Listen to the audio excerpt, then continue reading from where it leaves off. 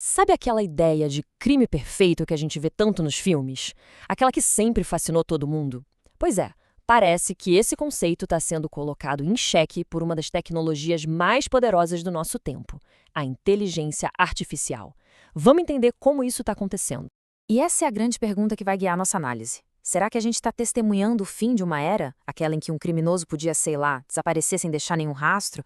A tecnologia está prestes a tornar o crime insolúvel uma coisa do passado?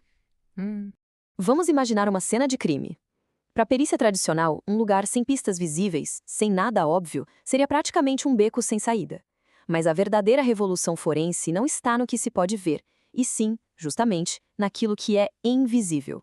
É aqui que a investigação mergulha num mundo microscópico. As provas mais fortes hoje, muitas vezes, são aquelas que a gente não consegue enxergar. E isso nos leva a um conceito simplesmente fascinante, as tais digitais invisíveis.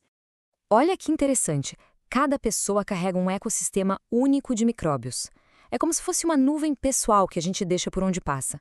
E o mais incrível é que essa assinatura de micróbios é tão única quanto uma impressão digital. Ela cria um rastro biológico que, até pouco tempo atrás, era totalmente invisível. E a precisão disso tudo? É impressionante. Estudos mostram que a análise desse microbioma, quando é turbinada por algoritmos de IA, pode identificar uma pessoa, ou até mesmo a sua origem geográfica, com até 90% de precisão. É muita coisa. Pensa só, um criminoso pode limpar as digitais, usar luvas, mas ele não consegue limpar a própria sombra microbiana que deixou para trás. Agora, saindo um pouco da cena do crime e indo para a análise da vítima, a autópsia tradicional também está passando por uma revolução daquelas. A IA agora permite investigar a causa da morte sem precisar de um único corte no corpo. O nome dessa técnica é virtópsia, ou autópsia virtual. Basicamente, em vez de um bisturi, os patologistas usam scanners de tomografia e ressonância para criar um modelo digital super detalhado do corpo. E é aí que entra a IA, analisando essas imagens e procurando pistas que o olho humano poderia com certeza deixar passar. A comparação aqui deixa a diferença bem clara, né? De um lado, o método tradicional, invasivo, que altera o corpo para sempre. Do outro, a virtópsia com IA, não invasiva, bem mais rápida e que ainda por cima gera modelos 3D que podem ser reanalisados quantas vezes for preciso. Então, o ponto central é: o que essa tecnologia consegue encontrar? Bom, a IA é capaz de identificar microfraturas, hemorragias internas que não seriam nada óbvias, traçar a trajetória exata de um projétil e até detectar sinais super sutis de causas de morte mais complexas, como afogamento ou envenenamento. São detalhes que podem literalmente mudar todo o rumo de uma investigação. Mas a análise da IA não para na virtópsia, não. Ela atua como um verdadeiro perito digital, processando todo tipo de evidência com uma velocidade e uma precisão que, bem, são sobre-humanas. Vamos dar uma olhada em como isso se traduz em números. Uma revisão de vários estudos recentes mostra taxas de precisão extraordinárias.